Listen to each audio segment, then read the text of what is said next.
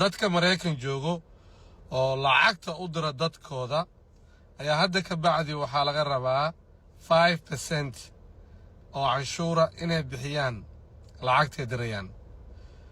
qaasatan dadka laga rabo lacagtan waa dadka haysta green cardka ama wixii sharci ah oo ka hooseeya sida I-94 work permit ID ama dadka undocumented ka loo yaqaano. dadka US citizen ka ah ama US national ka Mareykan ku dhashay ayagu wax canshuura lagama rabo.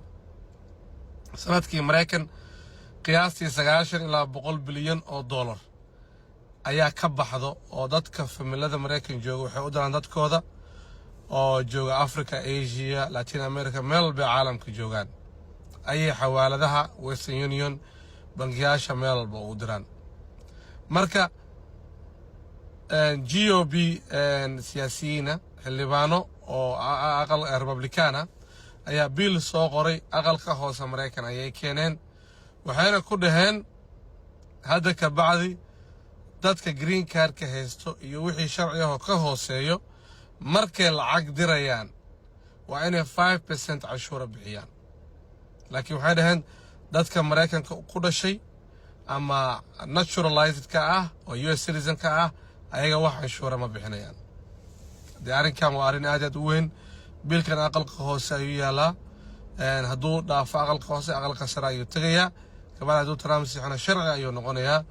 hadda ka bacdi marka haddaa $1 diraysid oo aad u diraysid familkaaga oo jooga Soomaaliya waana green card haysatid $50 canshuuraad bixinaysaa.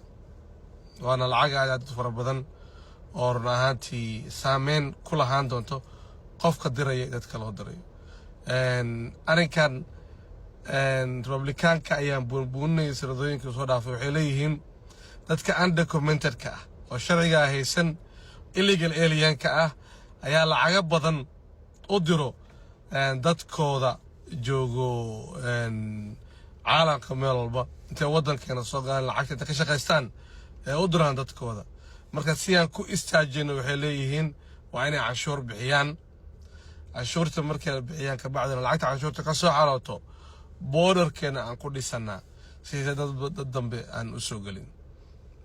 Soomaalida Mareykan waxaa lagu qasaa sanadkii inay Soomaaliya u diraan $260 milyan oo dollar.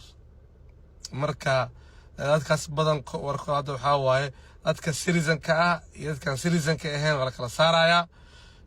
markaad lacag diraysana sharciga laga qorayaa. arrintaana saameyn ayay ku lahaanaysaa dadka aan u direyno iyo annaguba.